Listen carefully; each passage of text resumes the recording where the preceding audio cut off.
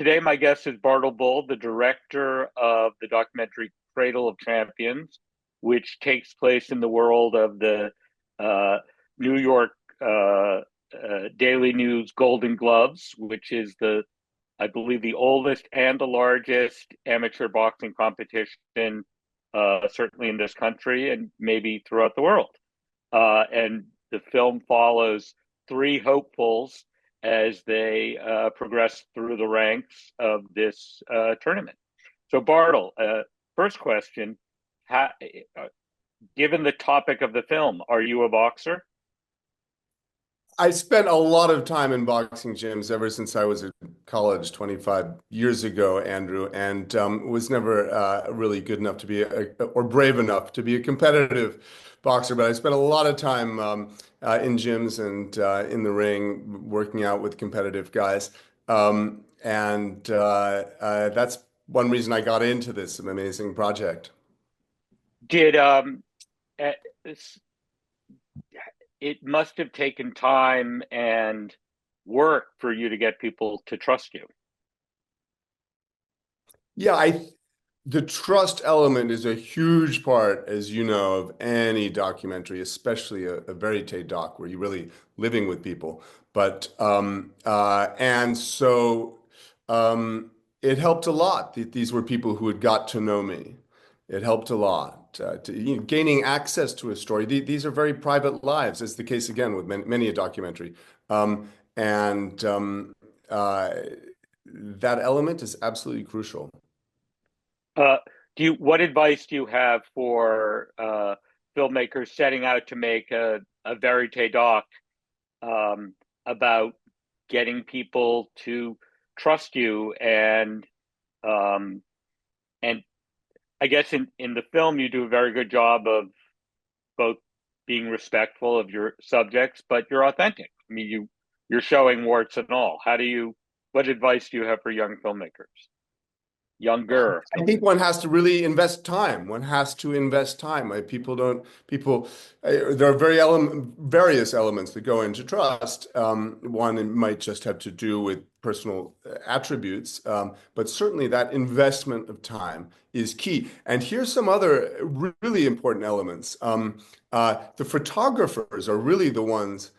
The director is the person who will persuade a family to let them sit at the kitchen table and into their home and share their most dramatic, intimate, meaningful challenges for the movie. But it's very physically invasive, as you know, Andrew, to make these films, whether it's in a war zone or a fire department or a boxing gym or whatever the heck it Or might be someone's apartment. or it's someone's home, right? It's an incredibly um, uh, emotional puzzle that one's solving initially. And the photographers are very important, and the sound people, right? Around that kitchen table or wherever it is, the place of work, whatever it might be. This is incredibly intrusive. Right. Um, and so I learned swiftly, this is the first verite thing I'd ever worked on, that how important those people are in the welcome that you get. And then there's all this time. It's like going to war. Most of the time you're just sitting around doing nothing, you know. Right. And then it's repeated. You go back and back and back. So that film team starts to get a reputation with the subjects, good or bad. Oh, these guys are Right. jerks. They're showing up again. Or these guys are really cool. Hey, and you get to. So, I mean, incredibly important to have experienced verite photographers and sound people. Was it two of your main characters are men and one is a woman, which is no spoiler alert. Um, was was the process different in filming the female subject than the male subjects? I mean, was Yeah, a little bit. Sure, Andrew. Sure. So, for our female subject, Nisa Rodriguez, the real family filming, as opposed to the gym, was with the great Kirsten Johnson, who made that wonderful film Camera Person about being a verite photographer right? and later director. Um, And there's very personal moments that Kirsten shares with Nisa that are in the film, and it would have been um, much harder with a male photographer. Same time, there's a famous scene that Kirsten shoots at the end where James Wilkins, having one of our characters having lost in the finals, has a very emotional moment alone in the men's locker room after the climactic bout. And fearlessly, Kirsten's right there in the boys' locker room as well. And it's one of the, I mean, it's a film school worthy piece of verite shooting that she does. Definitely. Do uh, and this is a bit of a spoiler alert, but it just turns out that two of your main characters end up being pitted against each other in the finals. Did you, um, as you were beginning the process, I assume you filmed many boxers and then during the course of production and then during editing, you focused on some. But did you have a sense early on as to who were going to be likely to be in that final round? It's a huge question, and it's sports, so there are favorites going into any tournament, but there can be surprises, and so you have to invest. And this is one of the filmmakers' challenges. It is investment, not just emotionally and in time, but money in following a whole bunch of stories. And a lot of wonderful people that we followed just didn't make it far enough. But we had incredible luck in following these three amazing people from the start. Right. And one was very much of an overdog, and he'd won it several times before, and so on. But others weren't. And Is but we, overdog a term? Wait. Let's just back up for a second. sure. Overdog? I mean, I know the The opposite of that. movies, Andrew. We can do anything. Okay. But have you heard that word elsewhere? Or is that, I don't know. I uh, think I've used it, but that okay, I like it. in I the like it. circumstance. Thank you. Good. At least Okay, we I learned. like it. Um, and so we were incredibly fortunate in finding these three amazing individuals who are also wonderfully charismatic, very brave about sharing their lives, and then they have this amazing arc to the finals. So we got very lucky, but to some extent we made our own luck.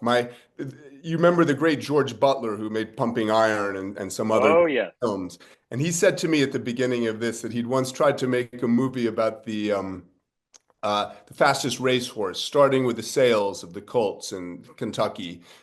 And they would go back every spring and shoot this and spend lots of money. And after something like 5 years, they'd still not come up with the Right, right horse, and they had to give right, up. They ran out of money.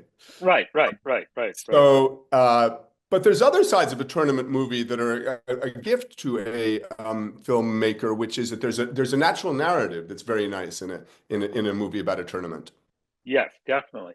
Um, what are you working on something else now? Ooh, that might be jinxing it, Andrew, but I mean, I Okay. had so much fun doing this, and I had so much success with you selling it and getting lots of attention for it that I would love to do something else. Oh, And good. frankly, Andrew, you were a really big part of why it was so successful for us. Well, thank you. But I mean, the film spoke for itself and continues to get eyeballs and attention and will continue to. It's quite timeless, I think. Thank you. Thank you. Well, I'm always fascinated, Andrew, in what you guys do, which is so important to us. We can't do anything without you guys selling the movie and then looking after us for years of the excitement of selling it and the exciting places that you sell it. And then there's a kind of nitty-gritty years of bean counting afterwards. You have to be good at a whole bunch of different things that have nothing to do with each other. It's rare to have all those things together, and it's essential to us. We can't do anything without what you Well, guys I do. mean, it's interesting handling films that have been out for a while that it really gives, to me, a perspective on how the market continues to change. I mean, 10 years ago or 8 years ago, there was no such thing really as ad supported VOD. And now that has become, YouTube and others, um, really an incredibly popular place for people to go see movies. And in a funny way, kind of a throwback to when we were young, which was more than a decade or two or three ago. It's almost like broadcast television again. There's you watch the movie, then there's an ad. You watch the movie, then there's an ad. So you sort of time when you're going to go refill your drink to when the ad is coming. Um, and so everything that's old is new again. So, And the public watches that. People are using that option. uh, totally. I mean, I think it's very good for young people who don't have credit cards, um, because you just watch. You don't have to pay. I mean, It's free, the ad, right? like it The used to be. advertisers paying. That is exactly my point. Yeah. Yeah. Um, and I think I'm not the first to say this. I think there was a glut of subscription VOD options, and people realized all of a sudden, they have 11 different subscription services, each of which cost, you know, $10 or $15. But then when they add up every month, that's a Of lot of course. dough. So there's always gyrations, and I assume there will continue to be. Well, so that's another element of what you do. You have to perceive great art. You have to get out there and hustle and sell it. You have to manage the affairs of an ongoing business with a long tail full of tiny, boring details. But then you've got to be on top of the zeitgeist. Where are huge societal things like how we watch our entertainment? Where's all that going? It's Right. remarkable. Tell me about it. Um, but the things to be good at, we appreciate it. Well, keep in touch, and thank you so much for your time. And I'll keep you updated. Can't wait to stay in touch, Andrew. Thank you so much. Bye, Bartle. See Bye. ya.